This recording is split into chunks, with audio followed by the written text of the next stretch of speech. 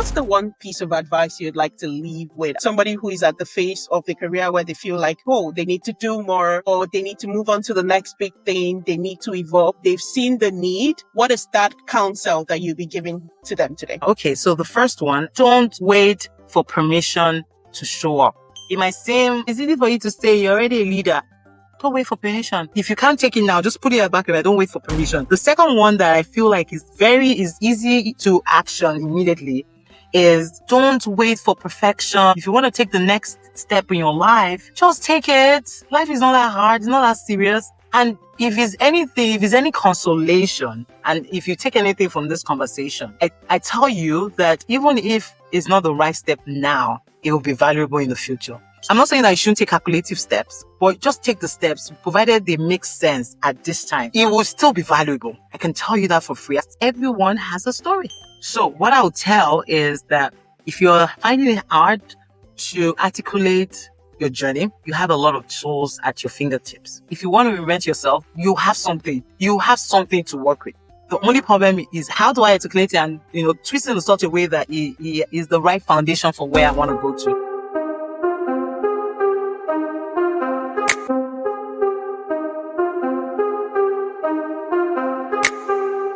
There's a moment in every career journey where you realize the map you started with will take you where you're meant to go. Some people stay the course. Some other people, they wait. A few others, the bold ones, they choose to reinvent everything. My guest today is one of those few. She's someone who truly embodies what it means to reinvent one's career. She's done it not once, but twice. So stick around because this is one episode you don't want to miss. Welcome back to Career Conversations with 𝗀𝗏. You know that this is the space where we dive into real, unfiltered, relatable career stories of incredible professionals. I like to boast that I bring you to best in class. And today is yet another episode. I also thought to mention that this episode is the last guest episode for season 1. Don't worry, there's a recap coming for episode 16 to close it all out. So I'll see you next week. Don't run away. Back to my guest. My guest today is 𝗨𝗏 Badejo. 𝗨𝗏, I just wanted to say thank you for your time. I know you're a busy woman. I know how it gets, especially with work and family and all that we have to juggle. So I appreciate your time. Thank you so much for joining us on Career Conversations today. Thank you. You're welcome. Thank you for having me. Such a pleasure. Thank you. I have followed you for a bit. I followed your work for a bit. I am so sure that a lot of listeners, we have so much to take away from today's episode. A quick summary about 𝗨𝗏. 𝗨𝗏 Badejo's story is one not just of success, but someone who is intentional about growth. She's also very intentional about pivots, and she's made really brave ones. She's someone who has chosen the power to reinvent herself. 𝗨𝗏 has built a career by betting on herself, her ability to grow, evolve, and create new chapters when the old ones no longer fit. Her story is a reminder that careers are not built in straight lines, but crafted by answering the call for more again and again. 𝗨𝗏, welcome again to Career Conversations with 𝗀𝗏. Thank you. You're so welcome. I am so excited about today's episode. I'm looking forward to how it turns out. Like, I already know that it's going to be a really beautiful episode. So yeah, I like to start with icebreakers, just a few to get us to ease into the serious stuff. So my first one for you today, if you had a name for this particular chapter of your life, if it was a book, what would you title it? And why would you title it that? Okay. I would say I would call it Planted and Positioned. The reason is I feel like this stage in my career, I'm making some moves that I'm not benefiting now. And, because of the person I am, I'm very optimistic. All those people that are in the bubble, I'm one of those. Even though I am not seeing the result now, from what I see, I already see the future that it's going to be so beneficial, and there's so much value in what I'm doing now. So I'm doing the work now. I'm planting now. I'm getting rooted now for the future benefits. So I call it Planted and Rooted. Okay, Planted and Rooted. I feel like that can be, the title of a book on its own. If you ever have to author a book, okay, maybe that would... All right, I'll put it down. Planted and Rooted.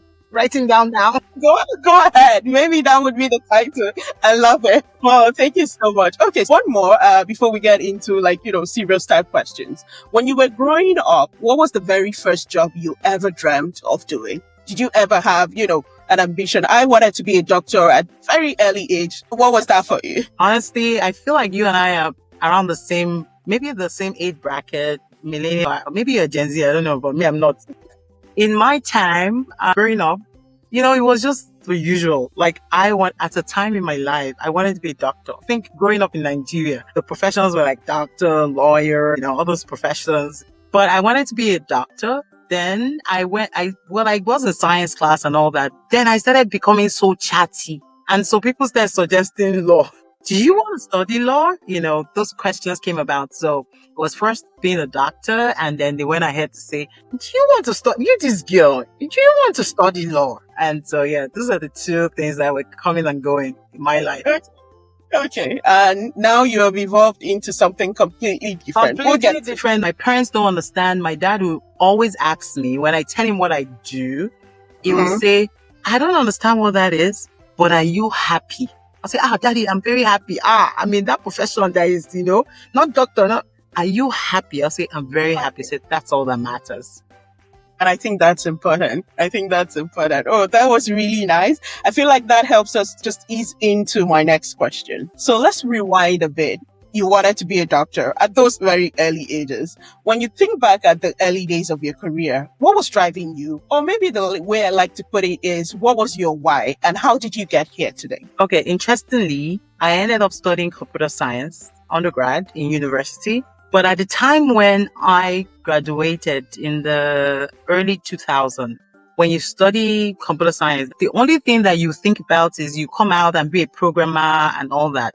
But I was very true to myself. Very interesting, because even at a very young age, I'm one of those that'll tell myself the truth. Immediately I graduated, I was like, this computer thing is not for me. I can't sit down in one place and just zone in with headphones and be coding. So I moved far away from it. So because I studied computer science, and at the time it was trending, my parents were proud. And because I ended up graduating and not enjoying it, the next best thing, and I'll go to my why, for me was being an accountant. The reason is, my dad was a chartered accountant. As a matter of fact, in 1999, he was the president of the accounting body in Nigeria, ICANN. So I felt like if I wanted to make them happy again, that the high is studying computer science, and you now come out and say, I don't like this thing. So the next high for me was to say, I better be an accountant. And so it was happy again. I did ACCA. And so that was my why at the time. So I would say my why kept changing. But at the very, very first stage of my career, the why was, I didn't want to disappoint these folks anymore. Like, let me do something that they will go and be bragging and say, well, she followed my footsteps. She's an accountant. So that was what actually drove that. That was the why at the time. But obviously, as we evolved into different professions, there were always different whys. But at the very early stage, it was just making my parents proud of me. So did you end up starting off as an accountant? Eventually? Yes. I did work as an accountant for I actually worked in a firm, or I was an auditor. Like, some people never see me in those. When they look at me, I was like, oh, nope. But I did work as an external auditor. I worked in consulting. Then I moved to industry. Then I worked as an accountant for about 5 years. Then I got promoted. Then I moved to finance, which people don't always understand that is different. So accounting is the debit and credit, month-end closure, year-end closure. And then finance is more of the strategic part, like financial budgeting, analysis, and all that. So I moved there, and that was actually my career for about 7 years of my life. Hey, okay. And then you got into HR. Yes. So do you want to hear how I got into HR? How did that happen? Yes, I'm curious. I'm always happy to tell. So when I was in finance, I got exposed to work on a project. So the project was going to be handled by one of the big fours in the world, and they wanted someone in-house to project manage. So at the time, I never called myself a project manager. I was just their person within the organization that I worked with. So at the time, it wasn't Agile. It was waterfall. So it was going to be a multi-year project. So about 2 years. So I did everything the person internally would do. I liaised with all their stakeholders internally. I traveled within Nigeria to work with stakeholders. They didn't give me the title, but I worked with them. So after working on that project, when we finished with that project after 2 years, I found out that I fell in love with whatever I did. I wasn't called project management, but whatever I did, it was so fun. I realized that I love people. I love interacting with people, training. We didn't name it, but I didn't want to go back So after that ended, I didn't want to go back to my boring stuff of sitting in front of the laptop and doing financials and doing some reporting. So it was during the time of that, it was during that period I was in that dilemma that what next for me. And I will say this because as individuals trying to grow, it's important that we surround ourselves with great people who would see things that we don't even see of ourselves. You know what I mean? Because I had this friend, she's younger than me, but age is nothing but a number. She would mentor me because she was more strategic in her career at the time. So she had wisdom beyond her years. So I was just in that time, I don't want to go back to this thing. No. She said, "Ty, have you considered going to human resources?" I said, "Human resources, that a job?" Because, doctor will go to school to study medicine. Lawyer will go to school to study law. What is it a profession? Are they not just responsible for organizing parties and doing payroll? She now said, "Tayo, you are a natural. You love people. I've seen you this past year. I've seen you navigate this project. And, at the end of the day, you can position yourself as a project manager in human resources. Just sell the idea to the director." Because I'd been in that organization for a while, I had the goodwill. So I'd worked with other people in different departments, in ERGs. Those are other things that you do when you're in an organization, trying to show people how well you work outside of your own circle of influence. So because they knew me, it was easy for me to now go sell that idea that I see a gap.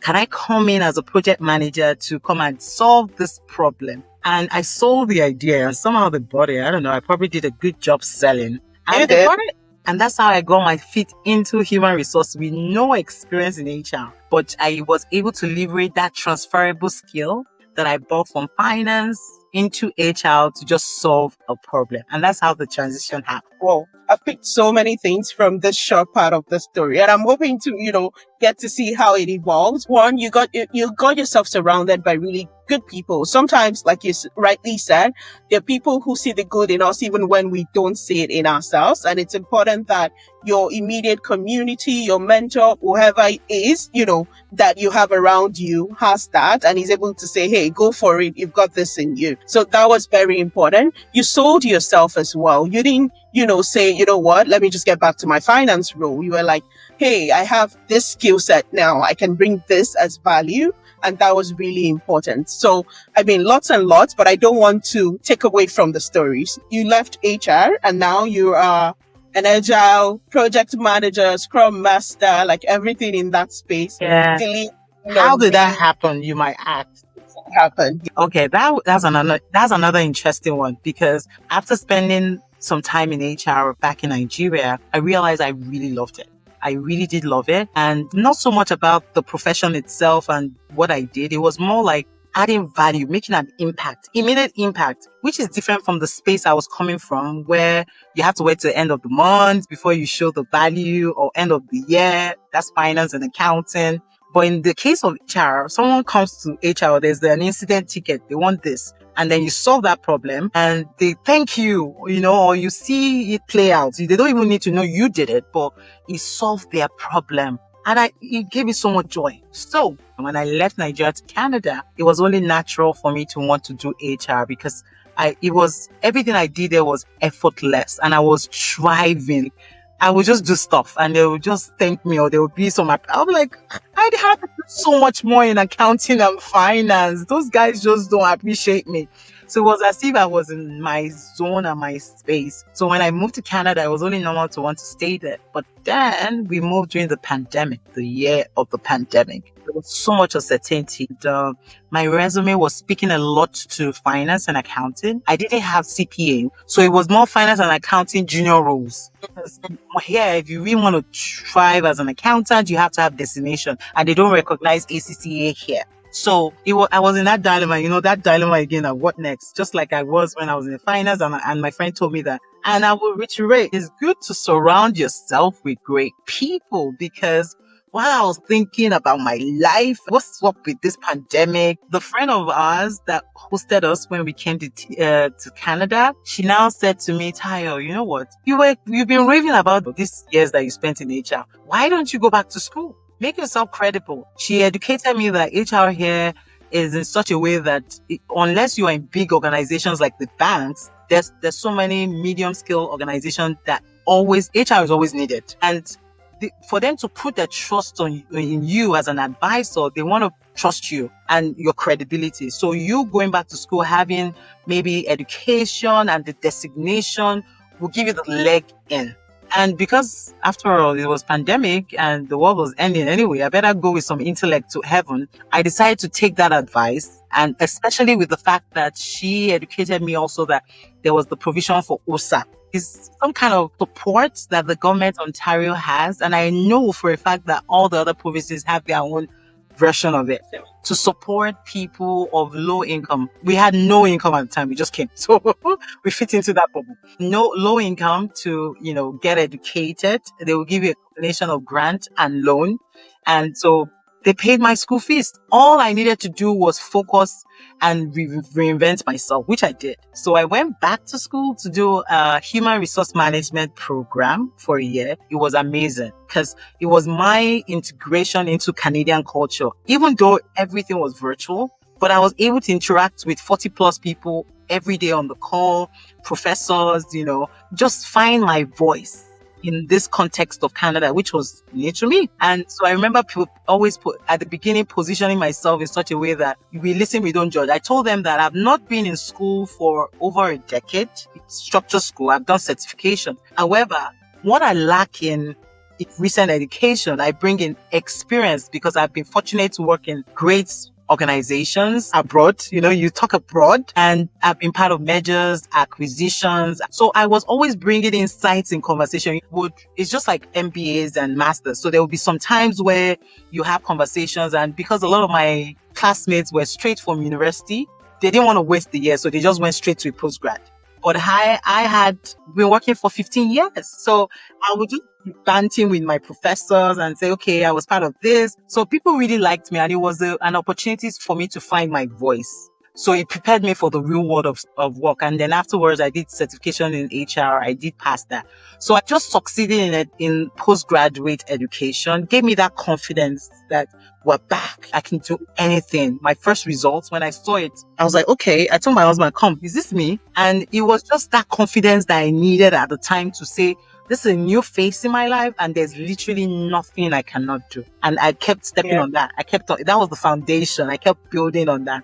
And that's how I got into HR. So Agile technology. I was minding my business, working in a company as a recruiter for a couple of months when someone in my Bible study, that's why it's good to find community, ladies and gentlemen, I'm dropping gems, community. Yeah. So I would periodically develop myself, do certification, because then I was in a role. After I passed that first semester, I said, there's nothing I cannot do. I'll just do anything. And I did my HR certification. I passed one time. I was just like, okay. So anytime I develop myself, I will just blast messages in communities that I belong to that, while I'm not looking for work, because I had a good job, in quotes, I love the community, the culture of where I worked. It was so good. It really prepared me for the real world in Canada. I didn't want to leave them, even though the pay wasn't all that. I just loved it. So I said, I will always type it. Once I do a certification and pass, after posting on LinkedIn, I'll now create a message. Hi, everyone. This is your girl, Tayo, that I just want to mention that while I'm not looking for a job right now, your girl just got a PMP. So if by any chance something comes up within your circle of influence, all I need is an opportunity to interview, and the rest will be history. And it was just with confidence I'll post that. I'll just put it in groups. WhatsApp. One of those in one of the agencies belonged to at the time. Oh, it's possible. I did that.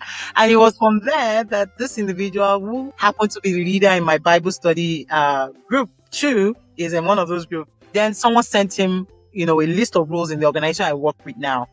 And he sent it to me. And honestly, 2 weeks passed. I didn't respond to him. I thought it was too big that, let me stay in my small cocoon. This is a lot. How dare Tayo think she can work? What does she know? And it was a crossover between HR and technology, because it was a team being created, fresh minted team created in HR to deliver a project in Agile. And while I was in finance and HR, my company started a transformation. We had a coach where, when you are believing the world is doing Agile, let's do that too. So I will always tell people that if there's anything like Agile 4, which is a combination of Agile and Waterfall, maybe that's what we did. It wasn't Agile. No, I won't even lie. But I was exposed to sprints, like what they do in Agile, the mindset. So that was how I got into that space. So they knew nothing about Agile, but the mandate was to deliver that project in Agile. I'd done Agile certification, I'd done coaching, I'd done training, and I knew HR. So that's how I got into the HR technology space. And so when I got there, I worked in that team. I supported them to maturity for about 18 months. My eye was still on the ball, like technology. I don't want to be HR technology. Don't get it twisted. I then went ahead I was just talking about career development and what I want to do and what I don't want to do with my manager. And then the opportunity in the space that I now support, cyber technology space, now happened. And I raised my hand. I got there. Honestly, I thought I was almost regretting at the beginning. I had no clue. The only claim to fame I had was I have a computer science degree, which I never used, but I knew nothing, but I grinded. I will stay behind afterward to read so that I won't ask stupid questions too many times. And I've been with this team now for over a year, and you should see me in meetings. Right. I was going to ask, if you had methods or specific things you did, but you've uncovered that in your story. And some of the ones that I could pick was, first, you had to find your voice. And I think it's always important. I feel like sometimes maybe because of our backgrounds or where we come from, we sort of struggle with that. It's always important that you find your voice. But one thing you also said that stood out was how you were able to exude confidence, regardless of whether or not you knew it all, whether or not it was an environment you had been in before. You constantly just, show up confidently and say, hey, I may not have XYZ, but I do have ABC, and, I can bring that. And that ties to just leveraging your skills, your transferable skills. Like, you don't have to know it all. So, a few things that... Listen to it that way. I love it. Wow, you are such a good host, the moderator. That's awesome. Love it. Oh yeah, those are a few strong points, and I'm hoping that if somebody is looking to reinvent their career, they can look inward, because I believe that was what you did, just going by how you shared that story, looking inward and being able to bring it out. But you mentioned something that seemed really important. It's how you would blow your own trumpet. I feel like a lot of people don't know how to do that. And it's really important, especially in the age that we're in right now, where there's 1,001 qualified people. What brings you out is how you are championing yourself and saying, hey, I have just done this. I have the ability to do this. So I think I love that piece, and I'm hoping that somebody takes that away. So too, it's so important to be able to articulate what you're bringing, like your value added proposition, because everyone has, like, when it comes to technical skills, my goodness, when I meet people these days, kind of intellect that people have, it can give you complex. Yeah. But then you can stand out. Yeah, you can choose to stand out. A lot of people are so smart. I mean, again, we're aided in a world where there's AI, there's a lot of support. A lot of people are doing the research. A lot of people are finding the information, but you have to stand out and stand out so differently. So thank you so much for that. So I have I wanted us to take a quick break, but I have a few questions just before then. Making a career move, like you've rightly said, I'm sure it wasn't easy. You have said it, you've put it together in such a nice storytelling format, but I'm sure it wasn't that easy, that smooth. Can you share a moment where you felt like you weren't sure, or you weren't ready, or you sort of doubted yourself whether or not you had made the right decision, or you were about to make the right decision? And most importantly, what sort of lessons did you learn from that? Do you want the truth? Yes, I do. I was never sure. That's the honest truth. You can never be sure about these things. I'm still not sure. I have aspirations. I don't know if it is for me. And I would say that I think that just stepping into situations, being curious, being ready to be a lifelong learner. I shared earlier that when I joined the team that I support now, I knew it was like Greek. I kid you not. And then imagine right at the middle of it, when I'm struggling, I see my old team going out for dinner or having events, and they're posting on their LinkedIn. I'm like, oh my goodness, what was I thinking? I get myself here. How did I get myself here? All because you want to grow. I want to grow. But 6 weeks, 2 months of things that people don't see, I just put focus time, read stuff. So I can't come here and lie to you. and say, I had it all planned, I had this career plan, I wanted to be this. You can tell because if you connect the dots, apart from finance and accounting, that if you want to grow in accounting, the trajectory is finance. None of them mirror themselves. They don't look alike. They don't. So you can tell, unless I want to come here and lie to you, I think it's just a function of just showing up and then being around great people. They would remind, like they will tell you things that you don't, it's not clear to you. Like you don't look in the mirror and see those things. For example, when we moved to Canada, 2020 was so chaotic. I remember vividly that I was speaking with a recruiter in one of those recruitment firms, and I sent, we'd be going back and forth emails for a job I didn't even want anyway, some accounting job, only for me to send an email. And someone responded and said she has been let go because of what? I was like, if someone that was here before me, went with the tsunami of the pandemic firing or the downsizing, who am I to speak? I have no Canadian experience. So I can't tell you that I had it figured out, but just keep showing up, being authentic. Because if you see, there's a thread. The only thread that I can see here is, discovering myself from just showing up and letting people around me actually reiterate things that I won't necessarily come out and say I'm a people person, or being in solving people problems would come inherent to me. But I was just being me. And people around me, good people around me that wanted my success, wanted me to grow, were pointing it out. Like, Tayo, but you did this. You can do this. Come on. My friend, when I moved to Canada, said, you keep talking about this HR thing. Just go to school. Use this time. Let it be your pandemic story. And I can tell you, the interviews I did after that, when they say, tell me about yourself, I'll tell them my pandemic story. I went back to school after 15 years of no structured education, and I aced it. I was on honors list, so I can't say that I had it figured out. Most of them were accidental by me just showing up as me and being surrounded by people who could identify the good in me and what I showed them. Show up correctly.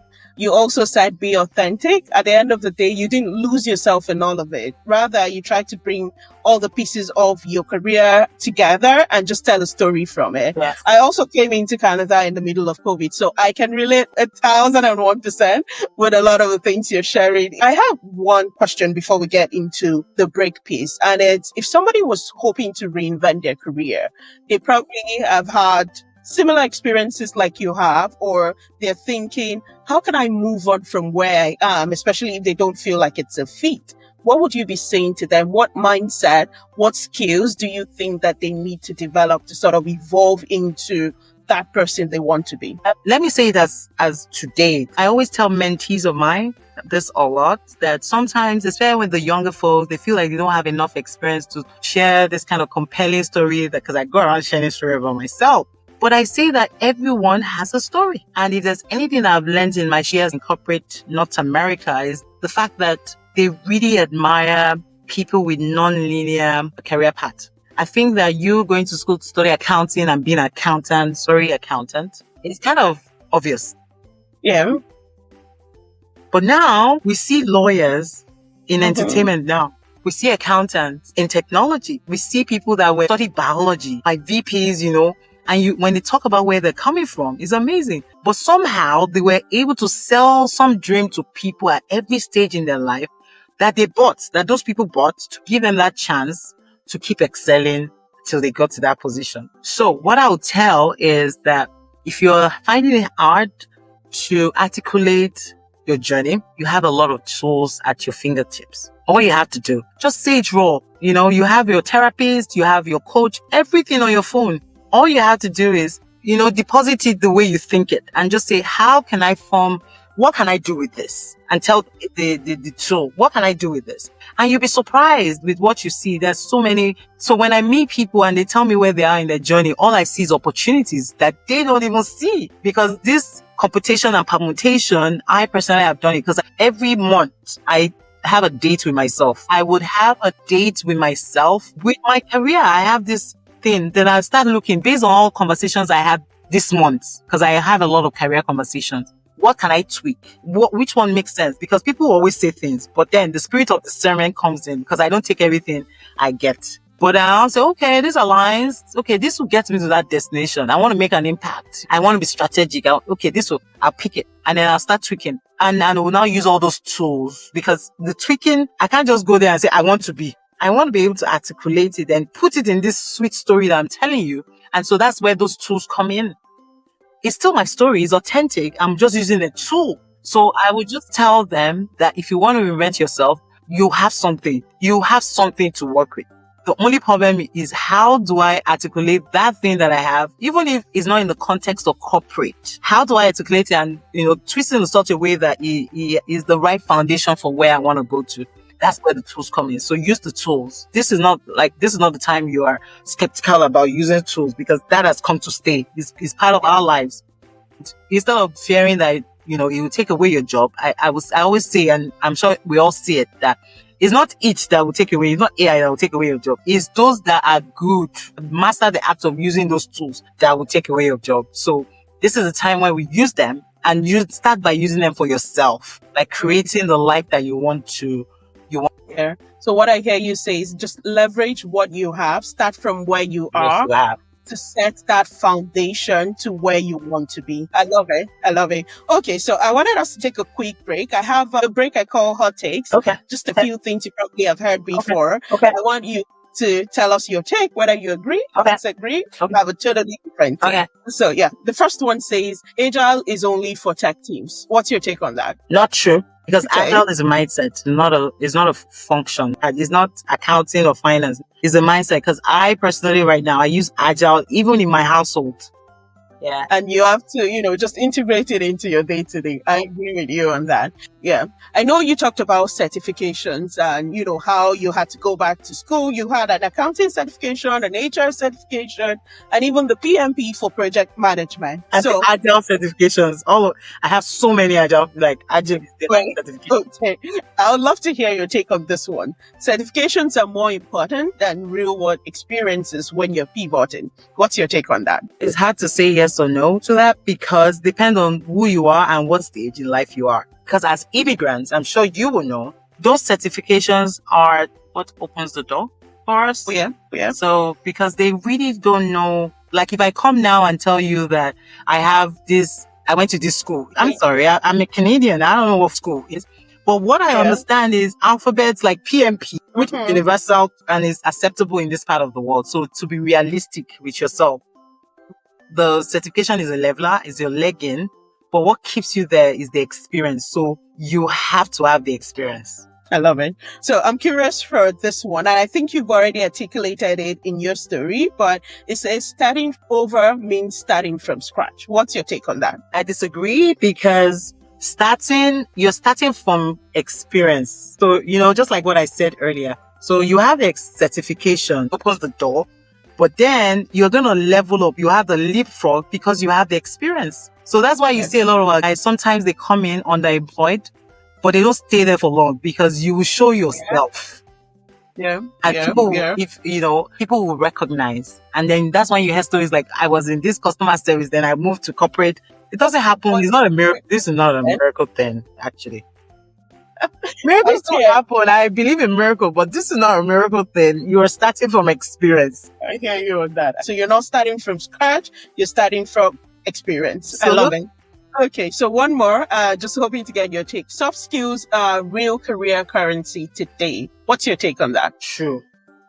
As I said, your certification opens the door. Experience keeps you there. But what will make you rise to the top? Emotional intelligence, your people skills. I always tell people, we're in the people business, whether you are an HR professional or you're a doctor, because there's so many doctors, why would people choose to come to you? Yeah. We are in the people business. So if you don't know how to interact, how to communicate effectively, you don't have emotional intelligence, you know when to shut up and when to talk, that's the problem. You're not going to stay on that top. So soft skills are so critical. We said earlier that when it comes to technical skills, our generation is full of it. Like everyone is good.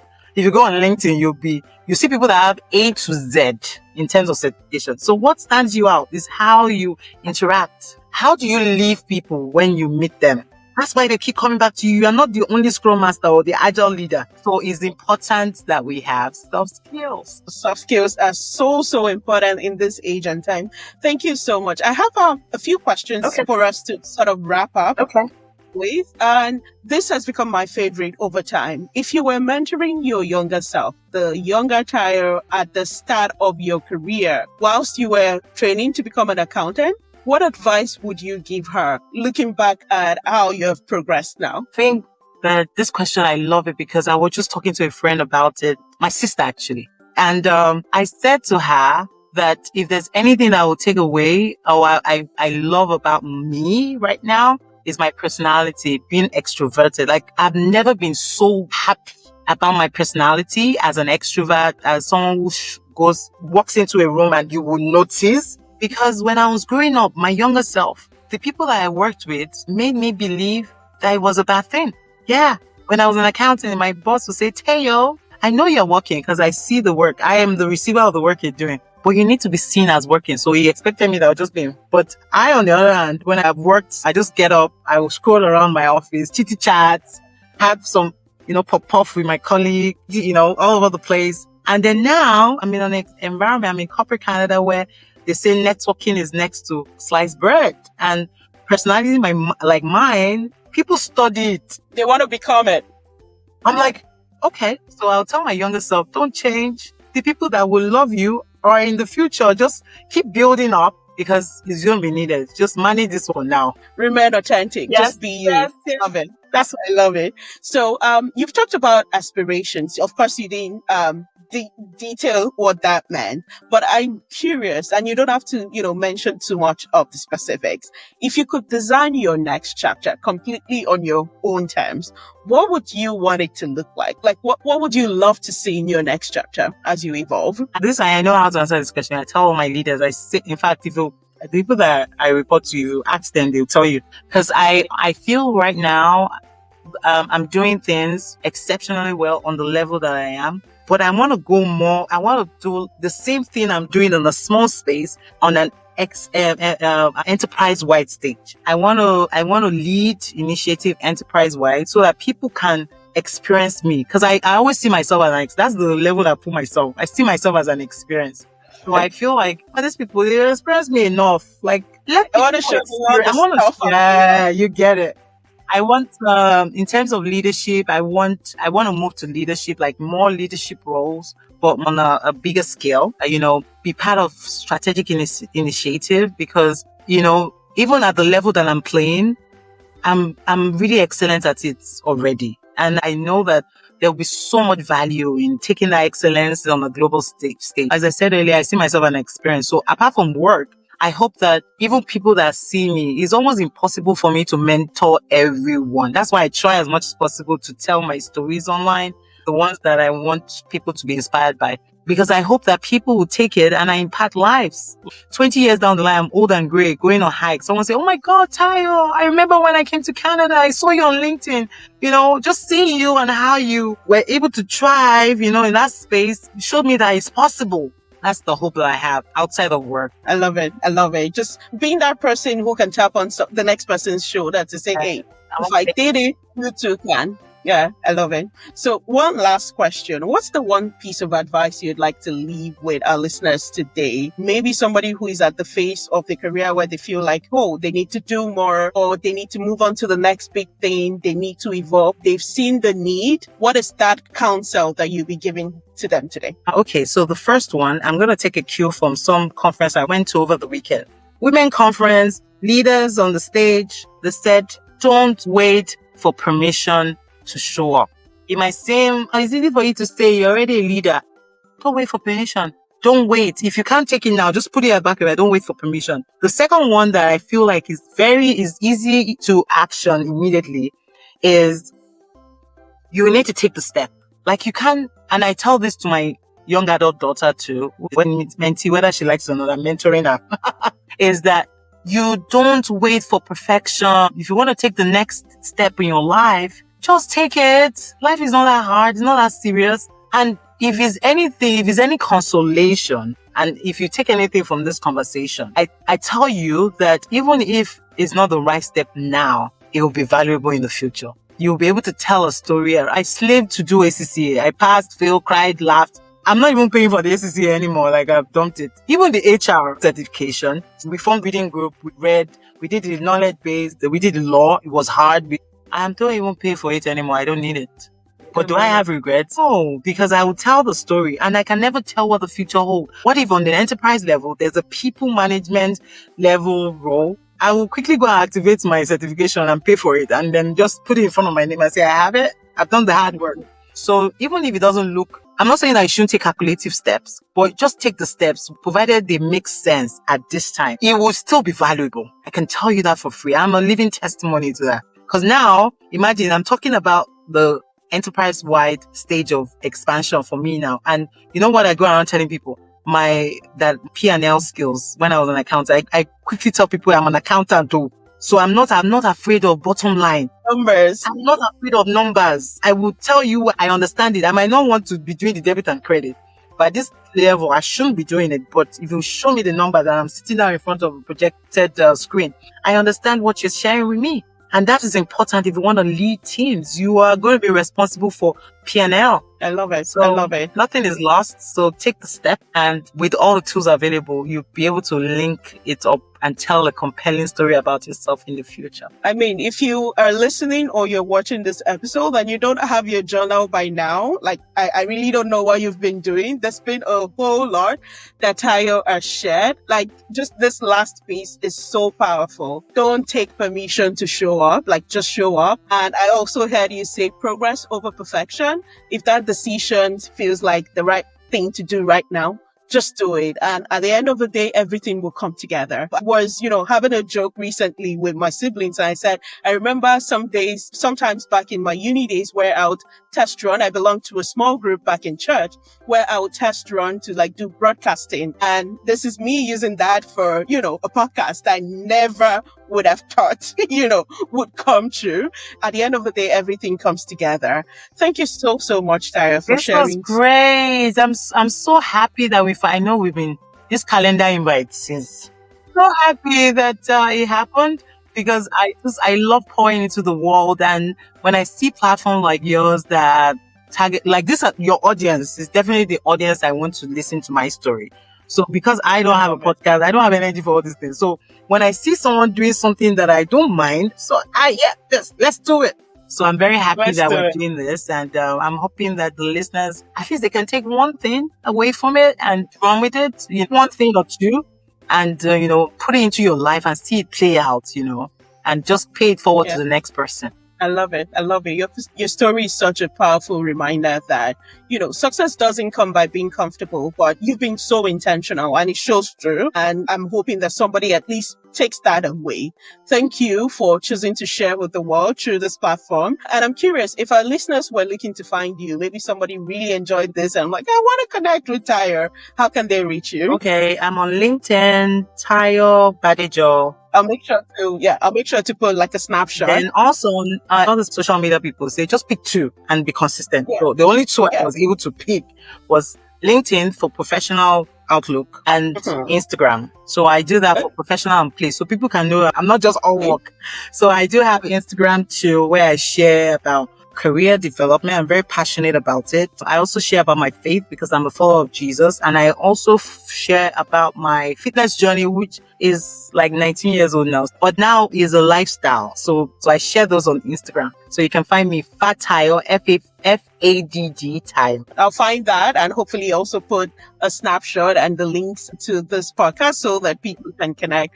Thank you so much for sharing your really great story. I hope that it inspires someone. Thank you for also just pouring out from your heart. It's been such a privilege to have you on this special. I like to consider it a special episode because it's the last guest episode for season 1. You'll see me next week where we'll do a full-blown recap and just bring everything together from this season. I'm sure that you get to learn a lot from that. So this is such a good way to close out. To all the listeners, if you were watching on YouTube, listening on any of the podcast channels, if this conversation has sparked something with you today, make sure to share. Keep choosing to just evolve with every chapter of your life like Tayo, our guest today, has done. Until next time, keep growing, keep evolving, and keep choosing your path to level up. Thank you and see you on the next one. Thank you so much, Tayo. Bye.